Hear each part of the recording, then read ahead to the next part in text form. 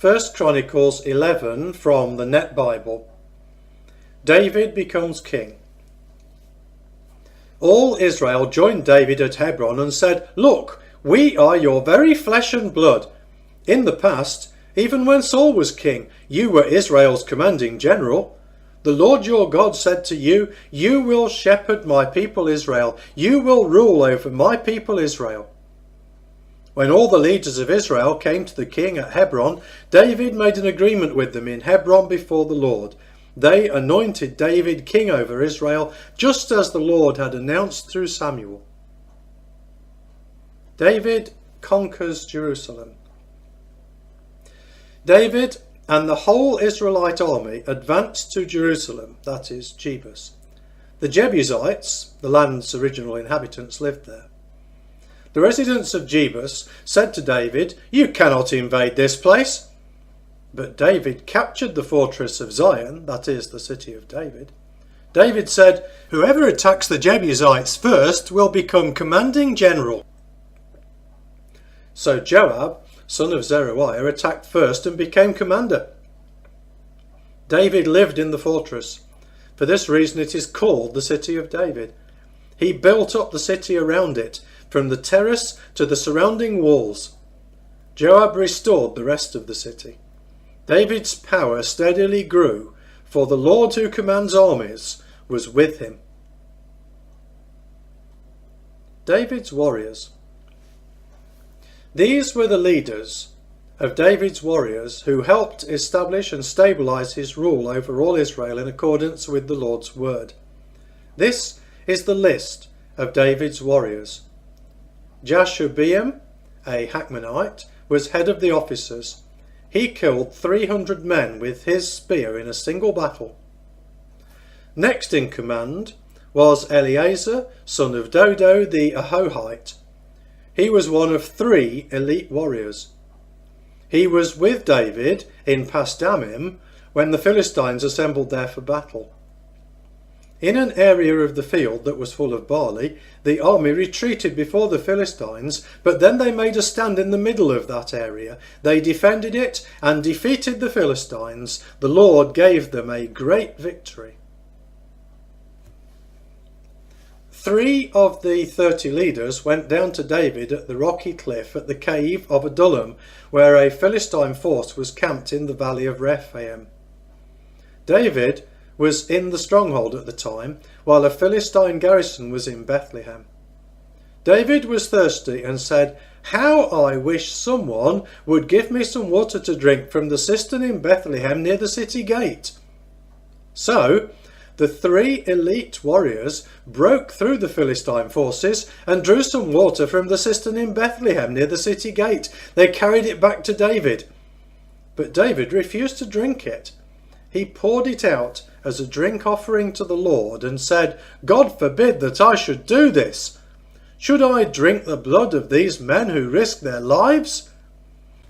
Because they risked their lives to bring it to him, he refused to drink it. Such were the exploits of the 3 elite warriors. Abishai, the brother of Joab, was head of the 3 elite warriors. He killed 300 men with his spear and gained fame along with the 3 elite warriors. From the 3, he was given double honour and he became their officer, even though he was not one of them. Benaiah, son of Jehoiada, was a brave warrior from Kabzeel who performed great exploits. He struck down the 2 sons of Ariel of Moab. He also went down and killed a lion inside a cistern on a snowy day. He even killed an Egyptian who was 7.5 feet tall. The Egyptian had a spear as big as the crossbeam of a weaver's loom. Benaiah attacked him with a club. He grabbed the spear out of the Egyptian's hand and killed him with his own spear. Such were the exploits of Benaiah, son of Jehoiada, who gained fame along with the 3 elite warriors. He received honour from the 30 warriors, though he was not one of the 3 elite warriors. David put him in charge of his bodyguard.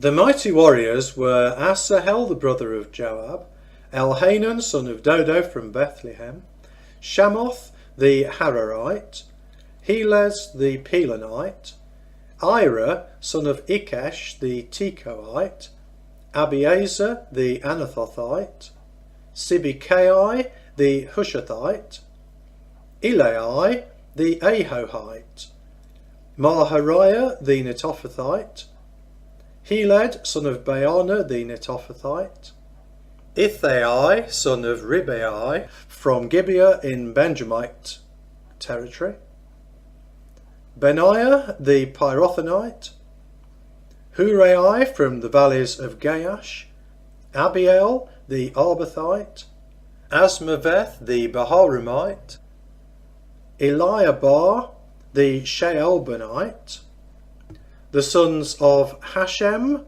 the Gizonite, Jonathan son of Shager the Herorite, Ahiram son of Sakar the Herorite, Eliphal son of Hefer the Mecherathite, Ahijah the Pelonite, Hezro the Carmelite, Naari son of Ezbai, Joel the brother of Nathan, Mibhar son of Hagri, Zelek the Ammonite, Naharai the Beerothite, the armour-bearer of Joab son of Zeruiah, Ira the Ithrite, Gareb the Ithrite, Uriah the Hittite, Zabad son of Achli, Adina son of Shezer the Reubenite, leader of the Reubenites and the 30 warriors with him, Hanan son of Maacah, Joshaphat the Mithnite, Uzziah the Ashtorethite, Shammah and Jeiel, the sons of Hotham the Aroerite, Jediel, son of Shimri, and Johar his brother the Tizite, Eliel the Mahavite, and Jeribai and Joshaviah, the sons of Elnaam, and Ithmar the Moabite, Eliel and Obed, and Jaasiel the Mezobaite. Ezekiel 24 from the Net Bible. The Boiling Pot. The word of the Lord came to me in the 9th year, in the 10th month, on the 10th day of the month. Son of man, write down the name of this day, this very day. The king of Babylon has laid siege to Jerusalem this very day. Recite a proverb to this rebellious house and say to them, this is what the sovereign Lord says. Set on the pot, set it on, pour water in it too. Add the pieces of meat to it, every good piece, the thigh and the shoulder. Fill it with choice bones. Take the choice bone of the flock, heap up bones under it, boil rapidly, and boil its bones in it. Therefore, this is what the sovereign Lord says. Woe to the city of bloodshed, the pot whose rot is in it, whose rot has not been removed from it. Empty it, piece by piece. No lot has fallen on it, for her blood was in it. She poured it on an exposed rock. She did not pour it on the ground to cover it up with dust. To arouse anger, to take vengeance, I have placed her blood on an exposed rock so that it cannot be covered up. Therefore, this is what the sovereign Lord says. Woe to the city of bloodshed.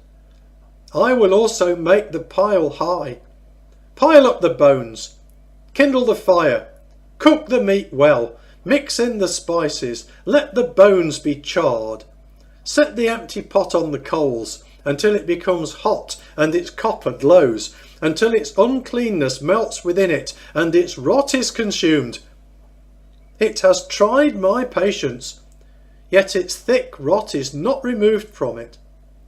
Subject its rot to the fire. You mix uncleanness with obscene conduct. I tried to cleanse you, but you are not clean. You will not be cleansed from your uncleanness until I have exhausted my anger on you. I, the Lord, have spoken. Judgment is coming, and I will act. I will not relent, or show pity, or be sorry. I will judge you according to your conduct and your deeds, declares the sovereign Lord. Ezekiel's wife dies. The word of the Lord came to me, Son of man, realize that I am about to take the delight of your eyes away from you with a jolt.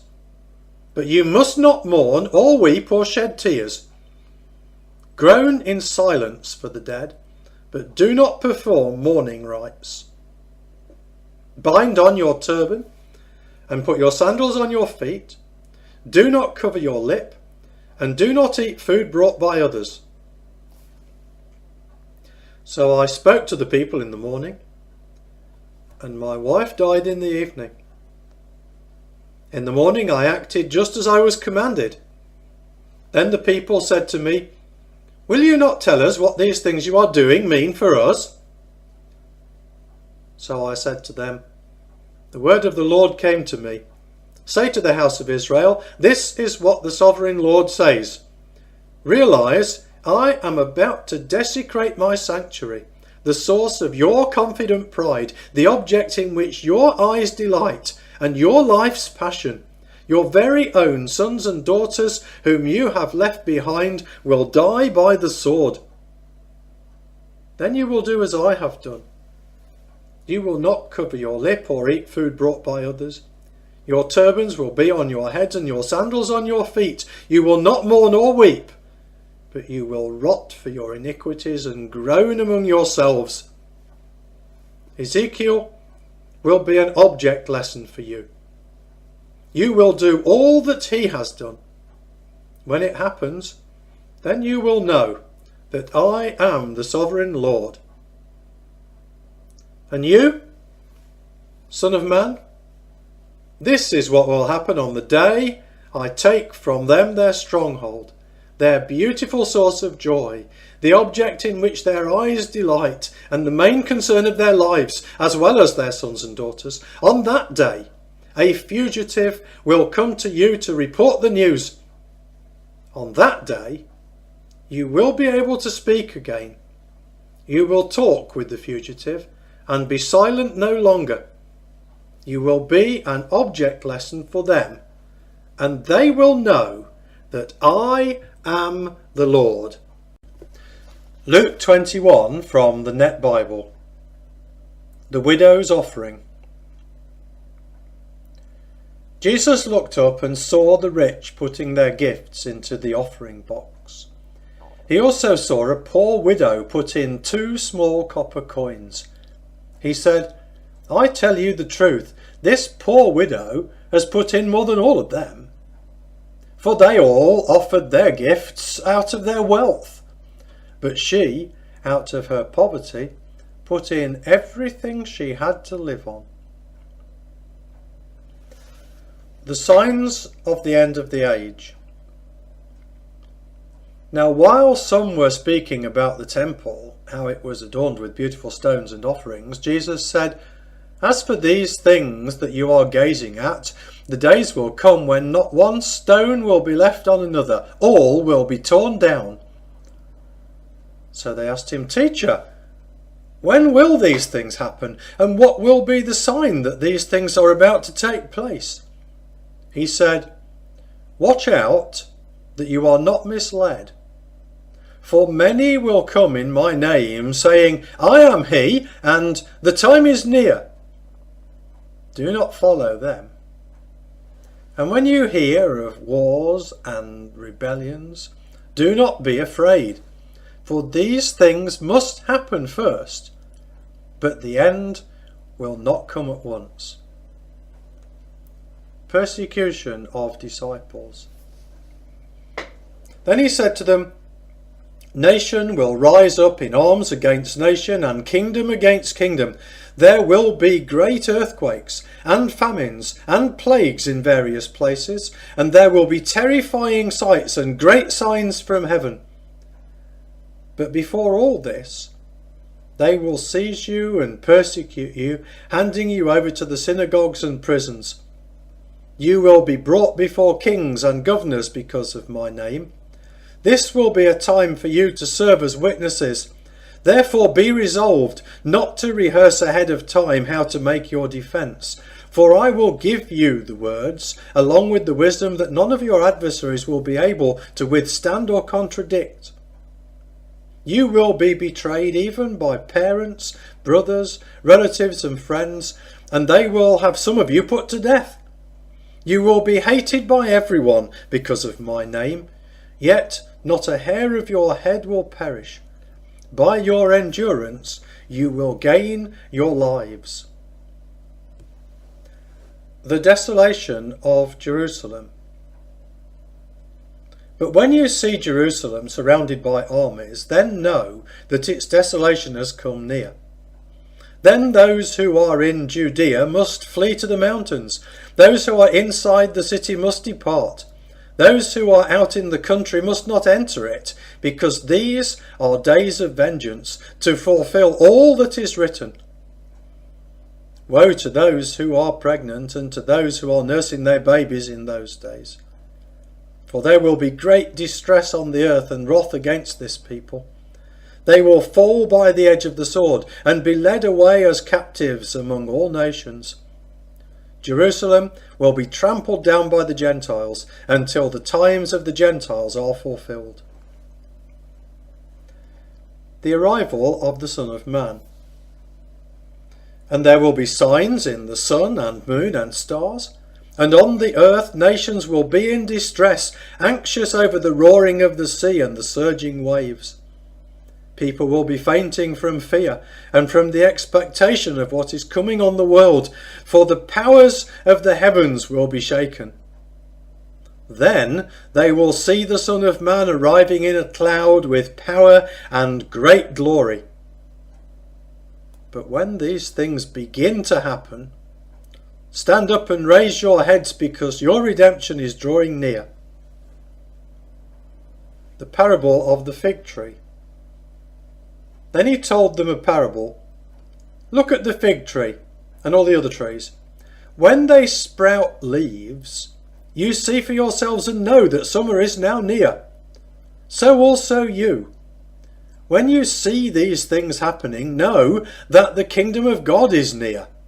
I tell you the truth, this generation will not pass away until all these things take place.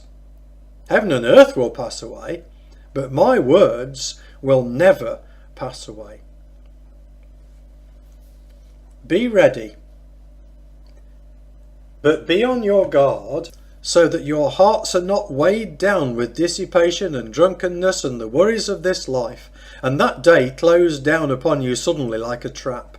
For it will overtake all who live on the face of the whole earth. But stay alert at all times, praying that you may have strength to escape all these things that must happen and to stand before the Son of Man. So every day Jesus was teaching in the temple courts, but at night he went and stayed on the Mount of Olives. And all the people came to him early in the morning to listen to him in the temple courts.